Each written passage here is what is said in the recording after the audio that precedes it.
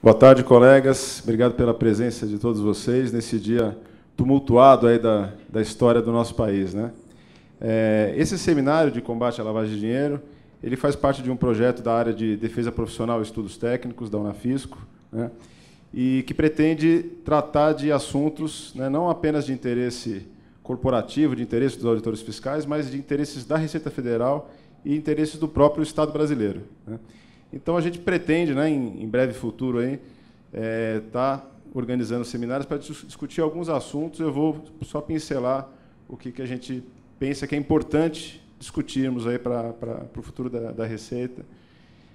Por exemplo, a questão do sigilo fiscal, é um assunto que a gente tem que debater, né? A quem interessa o sigilo fiscal da maneira como ele tem sido empreendido, né? A Receita Federal tem uma portaria, tem uma normativa interna, que, a nosso ver, é muito ampla, muito extensiva, e com a qual nós não concordamos, né? O Código Tributário Nacional delimita o sigilo fiscal em torno dos dados econômicos fiscais do contribuinte, mas isso, a nosso ver, não tem sido aplicado de uma forma muito ampla e tem servido, na verdade, para esconder o sonegador, né? E, a nosso ver, o cidadão, a sociedade, deve ter o direito de saber que empresas e pessoas cumprem suas obrigações tributárias e quais não cumprem, né?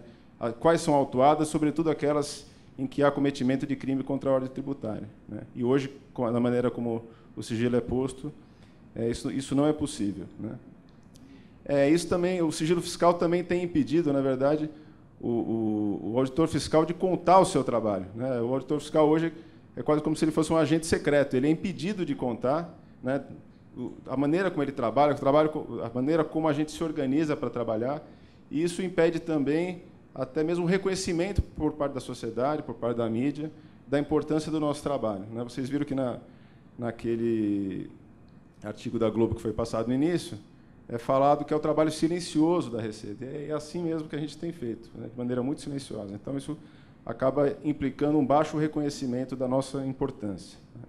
Outro assunto é a questão da extinção da punibilidade dos crimes contra a ordem tributária com o pagamento ou com um mero parcelamento, né, e isso atrelado aos sucessivos refinanciamentos, aos refis, né.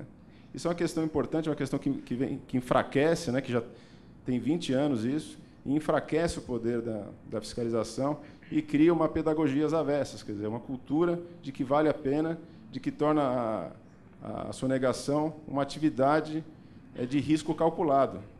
Ele coloca, se eu for pego, ele calcula o máximo que pode acontecer, ele tem que pagar os tributos, né? A questão do CARF também nos parece bastante relevante, né? As nossas autuações acabam todas sendo julgadas no CARF, é um órgão paritário do Ministério da Fazenda, em que há lá, né, metade dos conselheiros indicados pelas confederações nacionais, o que nos parece um caso de conflito de interesses evidente, né? E, por fim, a questão das PPS, que são as pessoas politicamente expostas, né? Essa questão é uma questão que nos incomoda bastante, porque há uma legislação anticorrupção, que é internacional, a qual o Brasil aderiu, e existe resoluções, por exemplo, do COAF, onde há uma lista de pessoas politicamente expostas, mas com o objetivo de que haja uma maior vigilância sobre essas pessoas, justamente porque elas tratam com dinheiro público. E na Receita Federal, a nossa crítica é que isso acabou virando uma vigilância às avessas, porque o que existe é um monitoramento sobre os auditores que acessam os dados dessas pessoas, né? Então, isso é uma coisa muito mal resolvida internamente na Receita e a gente gostaria de contribuir com esse debate.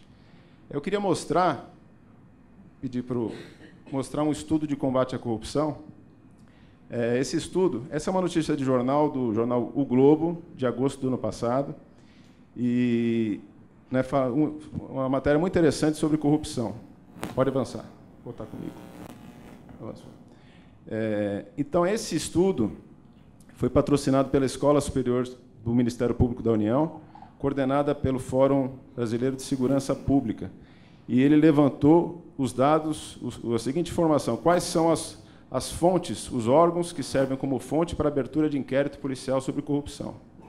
O primeiro órgão é o TCU. Aí você acha muito natural o TCU, porque o TCU justamente serve para isso, né? A função principal dele. A surpresa é que o segundo órgão é a Receita Federal, não é nem a polícia, nem o próprio Ministério Público. A Receita Federal é responsável por por 16,5% dos casos de abertura de inquérito policial, sendo que não há, como missão institucional da Receita Federal, o combate à corrupção. Isso mostra a vocação investigativa da Receita, dos auditores fiscais. E a questão em 2012, houve uma mudança da legislação que passou a considerar os crimes contra a ordem tributária como antecedente do crime de lavagem de dinheiro, né? Então, essa mudança permitiu um aumento do poder, né, da fiscalização e, na verdade, permitiu aos outros órgãos, né, que acabam se alimentando do nosso trabalho, a percepção da importância da Receita Federal nesse trabalho todo, a importância da Receita Federal, essa vocação investigativa, né? Eu vou citar aqui alguns dados aqui, que estão no relatório da Receita de 2014, além da Lava Jato e Zelotes, que todo mundo sabe. Nós tivemos, em 2014, quase 1,2 trilhões de arrecadação, que o nome certo é induzida, não é espontânea, né? 150 bi de autuações, 28% dos autos de infração com comunicação de crime, com representação fiscal para fins penais, 28%. Né? Citar algumas operações, né, que a Receita participa e que a opinião pública, a mídia, às vezes não sabe, só visualiza a Polícia Federal dando cumprimento aos mandados de busca. Operação Monte Carlo, Operação Laranja Mecânica, Operação Alquimia, Operação Castelhana, Vulcano, Incongruência, Telex Free, e vale a pena citar Grandes Lagos e a Robusta. São operações em que a Receita teve uma atuação de bastante protagonismo, né? Então, eu queria dar essa palavra inicial para mostrar em que contexto que esse seminário se insere, né? Na intenção de que o nosso cargo seja reconhecido, seja valorizado, e essa interação com o Ministério Público, essas operações que estão, né, na ponta da língua da população, estão, de certa forma, nos ajudando a ter alguma visibilidade, apesar dos percalços, apesar das dificuldades que o nosso cargo enfrenta. Estamos tendo mais visibilidade e ganhando um pouco mais de reconhecimento da importância do auditor fiscal, né, para a sociedade brasileira. Isso, vou passar a palavra de volta aqui. Bom, o Kleber é o nosso, praticamente, o nosso jornalista. É ele que faz muita matéria para os nossos editoriais, é ele que fala na imprensa, ele que dá informação para os jornais. Então, o Kleber é o nosso jornalista, praticamente, da Unafisca Associação. Então, eu agradeço ao Kleber essa cooperação, e ele, como está na ativa, está ainda com a cabeça bem fresca no assunto da Receita, então ele é uma mão direita minha, ou o braço direito meu. Eu quero agora passar a palavra ao colega